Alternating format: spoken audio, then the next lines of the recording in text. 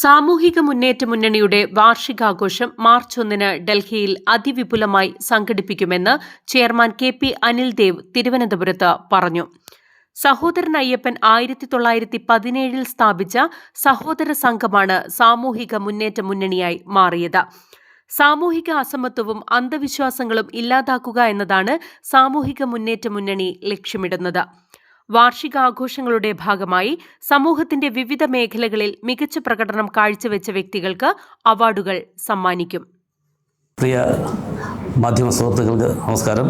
സാമൂഹിക മുന്നേറ്റ മുന്നണിയുടെ ഈ വർഷത്തെ വാർഷിക ആഘോഷം ഡൽഹിയിൽ വെച്ച് നടക്കുന്നതിന് മുന്നോടിയായിട്ടുള്ള പത്രസമ്മേളനമാണ്. അതിൽ പങ്കെടുക്കുന്നത് സംസ്ഥാന chairman K P. Anildev, general secretary B. Abdul Salam, joint secretary professor Konni Gopakumar, Kollam ജില്ലാ president Radhakrishnan Kollam, executive director Shanavas Chadayamangalam. പ്രിയപ്പെട്ടവരെ, 1917 സഹോദരൻ അയ്യപ്പൻ സ്ഥാപിച്ച സാമൂഹിക മുന്നേറ്റ സംഘത്തിന്റെ പിന്തുടർച്ചയായ സാമൂഹിക മുന്നേറ്റ മുന്നണി സമൂഹത്തിന്റെ പല കാര്യങ്ങളിലും നിരന്തരം ഇടപെട്ടുകൊണ്ടിരിക്കുന്ന ഒരു NGO ആണ്. പാർശ്വവൽക്കരിക്കപ്പെട്ടവർ ഉന്നമനം ലക്ഷ്യമാക്കി പ്രവർത്തിക്കുന്ന, ശബ്ദമില്ലാത്തവന്റെ ശബ്ദമായി പ്രവർത്തിക്കുന്ന സാമൂഹിക മുന്നേറ്റ മുന്നണി പല കാര്യങ്ങളും ചെയ്തു വരുന്നുണ്ട്. സംഘടനയുടെ അജണ്ടകളിൽ ഒരു അജണ്ടയായ സംസ്കരിക്കപ്പെട്ട സാമൂഹിക ചരിത്രകാരന്മാരെയും നവോത്ഥാന നായകരെയും പ്രശസ്ത വ്യക്തികളെയും പുതുതലമുറയ്ക്ക് പരിചയപ്പെടുത്തി കൊടുക്കുന്നതിന്റെ ഭാഗമായി എല്ലാ വർഷവും നമ്മൾ ഓരോ ആൾക്കാരെയും അതിന്റെ പേരിൽ ആദരിക്കുന്നുണ്ട്. ഇപ്രാവശ്യം ഞങ്ങൾ ഇതിന് മുന്നോടിയായി ചെയ്തിരിക്കുന്നത് ആറാട്ടുപുഴ വേലായുധ പണിക്കർ എന്ന് പറഞ്ഞ നവോത്ഥാന നായകനെ ഈ സമൂഹത്തിന് പരിചയപ്പെടുത്തി കൊടുക്കുന്നതിന് സാമൂഹിക മുന്നേറ്റ മുന്നണി വളരെ ഗണ്യമായ പങ്ക് വഹിച്ചു. അതുപോലെ തന്നെ അത് ഓൾമോസ്റ്റ് ലക്ഷ്യപ്രാപ്തിയിൽ എത്തുകയും ചെയ്തിട്ടുണ്ട്. ഞങ്ങൾ അടുത്തതായി തെരഞ്ഞെടുത്തിരിക്കുന്നത്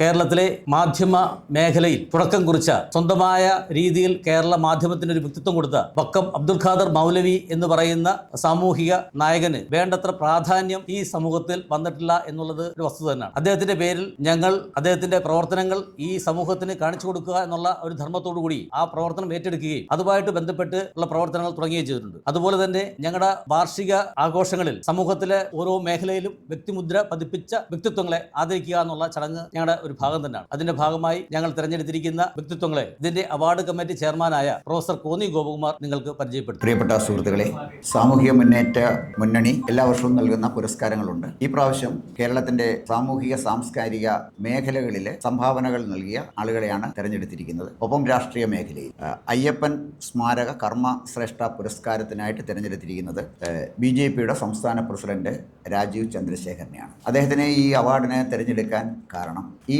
തെരഞ്ഞെടുപ്പിൽ 3 മുന്നണികൾ മത്സരിക്കുമ്പോൾ വികസന അജണ്ട മുന്നിൽ വെച്ച് അദ്ദേഹം തെരഞ്ഞെടുപ്പിൽ മത്സരിക്കാൻ തീരുമാനിച്ചു എന്നുള്ളതാണ്. സ്വാഭാവികമായും സാധാരണയായി നമ്മൾ കണ്ടുവരാറുള്ളതിൽ വ്യത്യസ്തമായി BJPയുടെ ഭാഗത്തു നിന്ന് വികസനത്തിന് പ്രാധാന്യം കൊടുത്തുകൊണ്ടുള്ള ഒരു അജണ്ട മുന്നിൽ വെച്ച് ഈ തെരഞ്ഞെടുപ്പിനെ നേരിടാൻ തയ്യാറായിരിക്കുന്നു എന്നുള്ളത് വളരെ ശ്ലാഘനീയമായിട്ട് ഞങ്ങൾക്ക് തോന്നി. പ്രത്യേകിച്ച് വർഗീയമായി വളരെയധികം ധ്രുവീകരിക്കപ്പെട്ടുകൊണ്ടിരിക്കുന്ന ഒരു സംസ്ഥാനമാണ് കേരളം. അവിടെ വികസനത്തിന് പ്രാധാന്യം കൊടുത്തുകൊണ്ട് ഈ തെരഞ്ഞെടുപ്പിനെ നേരിടാൻ അദ്ദേഹം നടത്തിയ ശ്രമങ്ങളെ അഭിനന്ദിച്ചാണ് ശ്രീ രാജീവ് ചന്ദ്രശേഖരന് അയ്യപ്പൻ സ്മാരക കർമ്മശ്രേഷ്ഠ പുരസ്കാരം നൽകാൻ തീരുമാനിച്ചത്. രണ്ടാമത്, മാധ്യമ രംഗത്ത് ഞങ്ങൾ അവാർഡിനായിട്ട് തിരഞ്ഞെടുത്തിരിക്കുന്നത് വക്കം മൗലവി ഫ്രീഡം ഓഫ് പ്രസ് അവാർഡാണ്. അതിന് നിങ്ങൾക്കൊക്കെ സുപരിചിതനായ ശ്രീ ജോണി ലൂക്കോസിനെയാണ് തിരഞ്ഞെടുത്തിരിക്കുന്നത്. അദ്ദേഹത്തെ തിരഞ്ഞെടുക്കാനുള്ള കാരണം, പ്രേക്ഷകരുടെ ഭാഗത്തു നിന്ന്, ദൃശ്യമാധ്യമങ്ങളുടെ പ്രേക്ഷകരുടെ ഭാഗത്തു നിന്ന് നോക്കുമ്പോൾ തൻ്റെ മുന്നിലിരിക്കുന്ന ചർച്ചയ്ക്കെത്തുന്ന, താൻ സംസാരിക്കുന്ന ആളിനോട് വളരെ സൗമ്യമായി മാന്യമായി ഇടപെടുന്ന സണ്ണി ലൂക്കോസ്, അദ്ദേഹം കേരളത്തിലെ ദൃശ്യമാധ്യമ രംഗത്ത് പുലർത്തേണ്ട ചില സമീപനങ്ങൾ, സംയമനം, വളരെ സംസ്കാരത്തോടുള്ള പ്രതികരണം, ഇതൊക്കെ മുന്നേ നിർത്തിയാണ് ജോണി ലൂക്കോസിനെ ഞങ്ങൾ ഈ അവാർഡിനായിട്ട് തിരഞ്ഞെടുത്തിരിക്കുന്നത്. ജോണി ലൂക്കോസിന് ഞങ്ങൾ അവാർഡ് കൊടുക്കുന്നത് വക്കം മൗലവി ഫ്രീഡം ഓഫ് പ്രസ് അവാർഡാണ് അദ്ദേഹത്തിന് കൊടുക്കുന്നത്. പിന്നീട് മൂന്നാമതായിട്ട് വന്നിരിക്കുന്നത് ശ്രീ വിനയനാണ്. അദ്ദേഹത്തിന് ചലച്ചിത്ര രംഗത്ത് അദ്ദേഹം കൊണ്ടുവന്ന ചില മൗലികമായ മാറ്റം, അതിൽ ഞങ്ങൾ പ്രാധാന്യത്തോടെ കാണുന്നത് കേരള ചലച്ചിത്ര മേഖല സൂപ്പർ സ്റ്റാർ സെൻറ്റേഡ് ആയിട്ടുള്ള കേരളത്തിലെ ചലച്ചിത്ര മേഖലയിൽ വ്യത്യസ്തമായ കലാകാരന്മാരെ ചലച്ചിത്ര മേഖലയ്ക്ക് പരിചയപ്പെടുത്തി കൊടുത്ത ആളാണ്. അദ്ദേഹം നിർമ്മിച്ച പല സിനിമകളിൽ അദ്ദേഹം കൊണ്ടുവന്ന നടന്മാർ, നടിമാർ ഒക്കെ സിനിമാ ലോകത്ത് പുതിയ ആളുകളായിരുന്നു.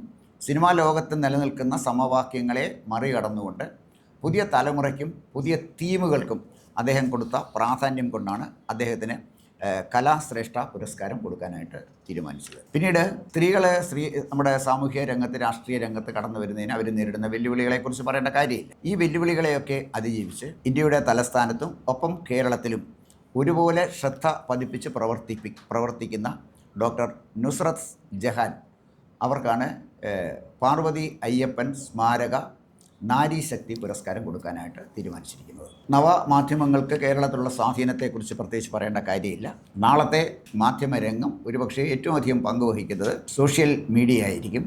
സോഷ്യൽ മീഡിയയിൽ പുതുതായിട്ട് കടന്നു വന്ന ജനഭൂമി എന്ന ചാനലിൻ്റെ പ്രവർത്തനങ്ങൾക്ക് നേതൃത്വം കൊടുക്കുന്ന മാനേജിംഗ് ഡയറക്ടറായ രതീഷ് കൃഷ്ണ ആ ചാനലിൽ സ്വീകരിക്കുന്ന നിഷ്പക്ഷമായ നിർഭയമായ സമീപനങ്ങൾക്കും ഒപ്പം ഒരു യുവതലമുറയിൽപ്പെട്ട ആൾ തുടങ്ങിയ ഒരു ആളിൻ്റെ നേതൃത്വത്തിൽ നടക്കുന്ന ഒരു മാധ്യമം എന്ന നിലയിൽ, നവമാധ്യമം എന്ന നിലയിൽ ജനഭൂമിയെ പ്രോത്സാഹിപ്പിക്കുക എന്ന ലക്ഷ്യത്തോടെ പുതിയ ചെറുപ്പക്കാരി രംഗത്തേക്ക് വരണമെന്നും നമ്മുടെ നവമാധ്യമ രംഗം മൗലികമായ ഒട്ടേറെ മാറ്റങ്ങൾക്ക് വിധേയമാകണമെന്നും ഞങ്ങൾ ആഗ്രഹിക്കുന്നു.